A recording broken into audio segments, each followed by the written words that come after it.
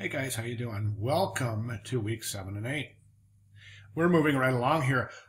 This week we've got, actually we do have quite a bit to do this week, so let's get down to it here. Okay, so first of all, this week's lectures, all the way from how do you fit into the job market down to clubs and organizations, this is gold stuff. This is gold stuff right here. Guys, this, how do you fit into the job market, interpreting job descriptions, the cover letter, building the cover letter, the resume, self-promotion, which we're not going to talk about that much, but I will mention it a little bit. These are things that, this is where the rubber hits the road, guys. This is how you present yourself as a designer. This is where you're going to find either you're getting interviews or you're not getting calls. If you're not getting calls, I would highly recommend you take a look at your cover letter, your resume, and the way that you're corresponding with and communicating with potential employers.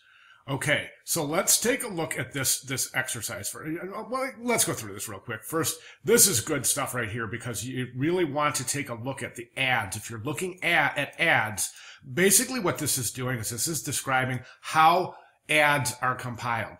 And we all know you open up a classified, you take a look at an ad for a graphic designer, and it can be just pure gibberish. Yes, and that's how it is. So the reason being is because it's not always designers writing the ads. The want ads quite often it's an HR person or somebody who's not familiar with design, so they're not really speaking in design terms. So it's up to us as a designer to decipher what is actually being said in that ad. Okay, so a couple of things that you really want to try to take a look at, and excuse me one second.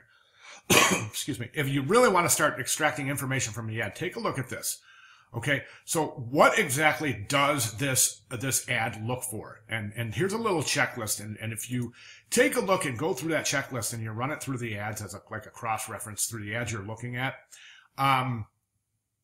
you're gonna find a closer fit for you, as it were. Okay. Then what you want to do is you want to start, then let's say you do find an ad that's suitable for you because maybe it is a part-time job you're looking for part-time. Maybe it adheres or it features all of the software that you feel that you excel in. You're a good fit for the experience needed, etc., etc. So the next thing you do is you take a look at the ad and you start looking for keywords that you can identify and really what you're doing here with these keywords is you're going to start extracting words from the actual ad so you can use those words verbatim in your cover letter and your resume.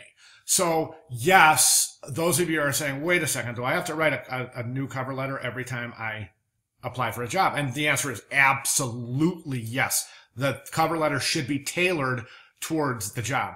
A lot of times you're going to change your actual resume, and at times you're even going to change the contents of your portfolio in order to suit the specific needs of any given ad.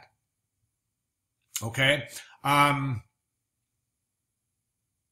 Okay, let's just continue on here. A cover letter, this is a pretty good synopsis of the cover letter, and basically what it's saying is do not make any errors. Zero tolerance.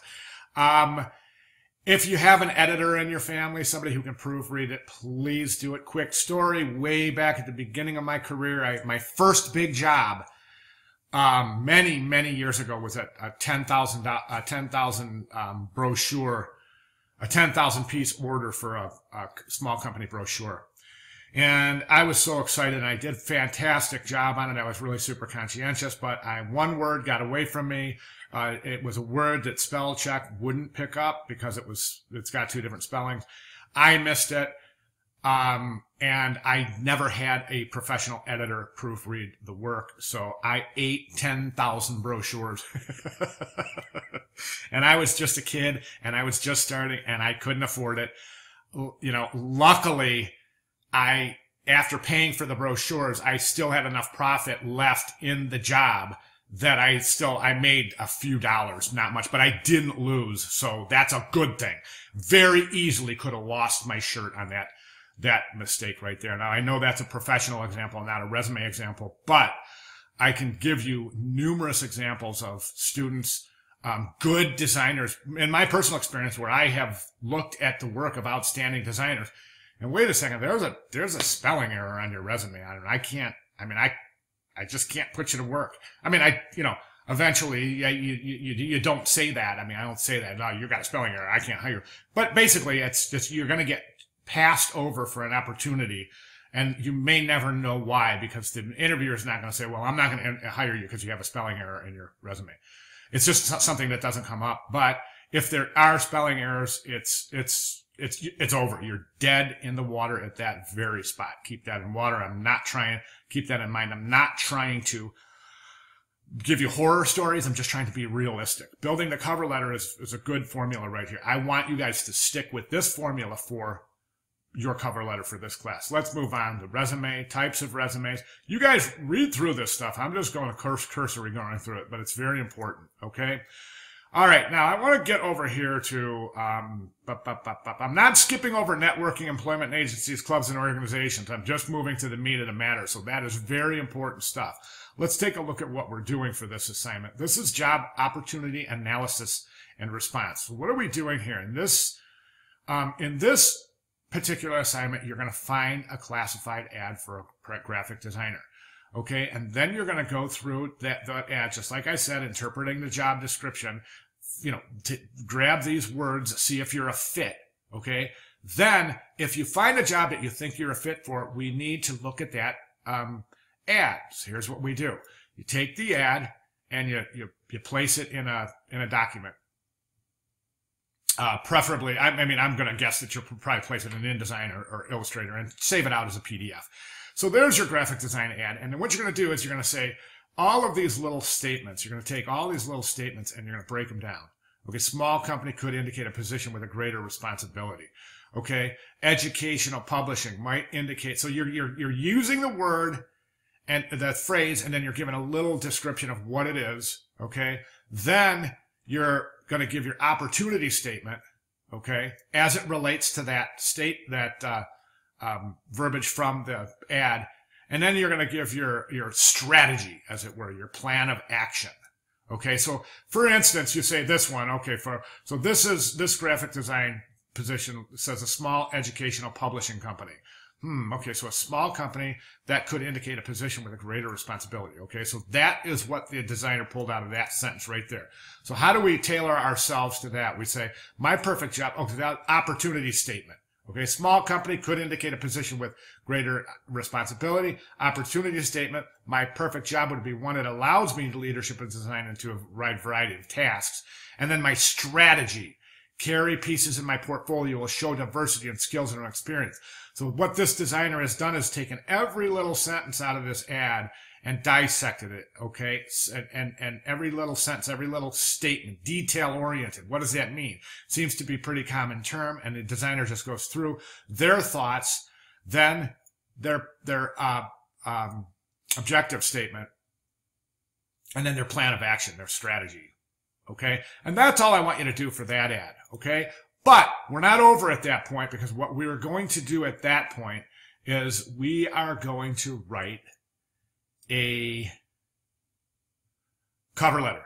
Let's go back to and we're going to write a cover letter based on that particular assignment. Okay, so let's go back to this. Okay, so after you extract the information from the ad, describe it in terms of opportunities and objectives. Here it is. Add a statement that will reflect your opportunity. Okay, and then finally below each reflection statement, you give a purpose or one or more strategies that you could use to attend to that particular ad itself. Okay, so then what you're going to do is you are going to develop a first draft of your cover letter based on that position. Okay, now this is the format I want you to use. After you compile this,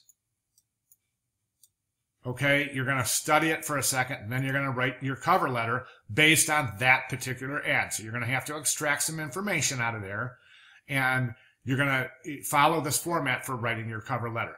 We'll take a look at your cover letter at that point, and we'll look at the ad, and we'll see, make sure that you know how to look at an ad, decipher the language in the ad, extract the pertinent information, personalize that information, making yourself fit the job, if you do fit the job, personalize that information, plan your objective statement and your strategy for that particular job.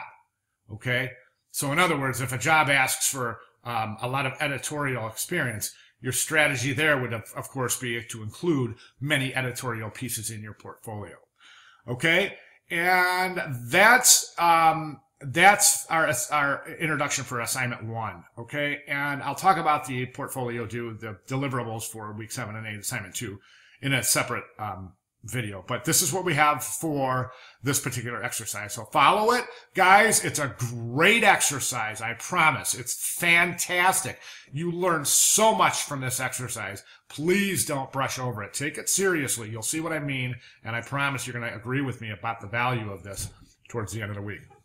Okay, guys, that's all I have. Any questions, please feel free to give me a holler. Thanks.